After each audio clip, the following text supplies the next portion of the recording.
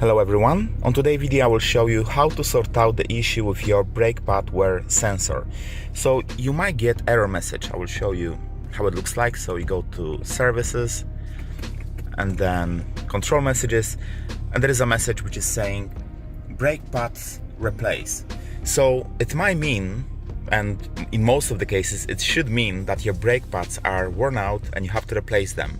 So then you're replacing both sides, which is like front, let's say on the both sides. My car doesn't say specifically if this is front or rear, but I've done diagnostic, and diagnostic is saying that this is on the front. So I did inspect the brake pads and I can clearly see they are absolutely fine, which means that the fault is with the sensor. So the sensor can be faulty because of the connection, can be faulty because of the sensor. Maybe it's just gone. Nothing is designed to really last forever, so the sensors got broken. So what I will do, I will first disconnect the sensor, check the connector if everything is okay on it. Then I will remove the sensor from the brake pad itself. I will clean the sensor, put it back, and hopefully this will sort the issue. If not, then we will have to replace the sensor. So let's first check the sensor connection and also the sensor itself. Now, to do this job, I would recommend to put, because we lift in front, it means that car should go back. So put the first gear, handbrake as much as you can, and then we're gonna remove the wheel. So the front sensor is located on the front left side. So this is where you got the sensor. So that's when you got the brake disc, you got the caliper, and this is where the sensor is located. So the sensor goes like that, then go under this, how to call it, the air drain from the calipers. Then it's going up and it's going to this box. To check the connector, you have to pull one side and then other side. You see those? And this allows you to open the connector. This is a connector. To release the connector, you pulling the top part away, then by the sensor. Don't pull by connector because you can break the connector. You're removing it, so just pull by the sensor itself. I mean, this is not the sensor, it's plug. Now to release, like disconnect the plug from the main thing, you're pressing it. You see, you're pressing that and then pulling it. But I can't do this by one hand. Anyway, let's see the sensor itself. Came out. So in my case, it doesn't look like there is much sensor left. So I think I will have to replace the sensor. You see, I cannot get the focus on it. But it's not much left anyway. It's eaten. So I have to buy the new sensor and just fit this in. So installation of the new sensor, as you can see, is very straightforward. You just have to connect the connector to the plug. Make sure that it's connected properly, because if you, let me get the focus. If you can see, there are two pins. If you will bend them, if you will try to connect them in the wrong way, then they will break. So you have to connect them in the right way. Over here as well, you can see two pins and the shape that will come only in one way. So make sure you are connecting this in the proper way.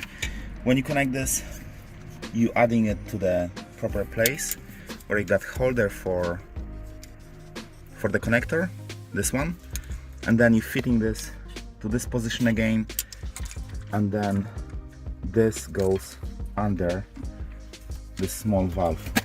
You see here, just make sure that this goes this way, and of course the reading unit goes to the slot here. So I will add this in and then you will see how it looks like when it's all done. So you see the wires in the box, it's properly secure. Then it goes here, over there, and on the end that goes there. So as long as there is no issue with anything else, the car should be ready to go and the error should be gone. If the error is not gone, then it means that there might be some issue further on with this wire. You see this wire, maybe this is just rusted or something and just broke the connection somewhere on the way. So first replace the sensor and then have a look on that. You can also do some other tests with the old connector.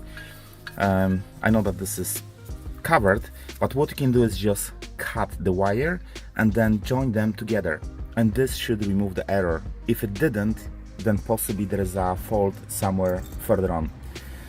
So let me see in my car if this is it, if the car is working. If not, then I will have to have more digging to find out what is wrong. So guys, it looks like the solution for my problem was way simpler than I thought.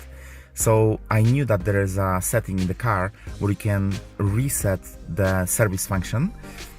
I was trying to do it, but it didn't work. So I assume that the fault will be with wiring which go to brake pad wear sensor. I was trying also to erase the fault codes using DIS, using INPA, and also ZUS, which is diagnostic tool.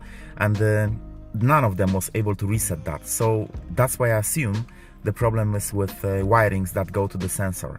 Now, by doing some research, I find out that there is a button BC here which actually work as a confirmation of error messages. Weirdly enough, I don't see any error messages here, but still this button obviously works. So I will show you how to erase the fault codes in pre-LCI car, because with LCI, when I've done this kind of job, I didn't have to erase any fault codes. I just replaced the sensor and all of that works. Here you have to switch ignition to second position. You don't start the car, you just get to the second position. Then you pressing this button and holding it. You see the triangle, you keep holding it, and then you got settings. So by navigating through the settings, you go into the setting which will be the brake pad sensor. Then you pressing BC, holding it. This erases the fault codes, and you're holding it until this will go back to the screen. You're going back to your settings again, and you're going again to your brake pad wear sensor, and then you're holding it.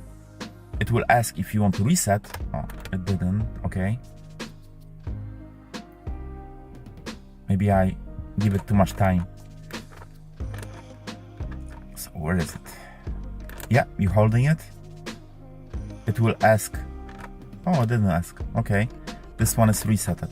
So let's go to the other one. Let's. Oh, too much. Sorry.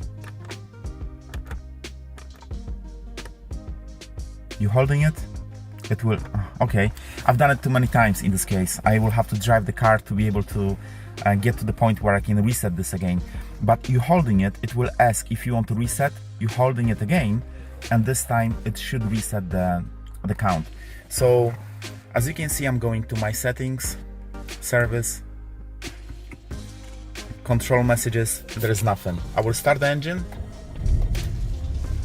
and you see no error messages.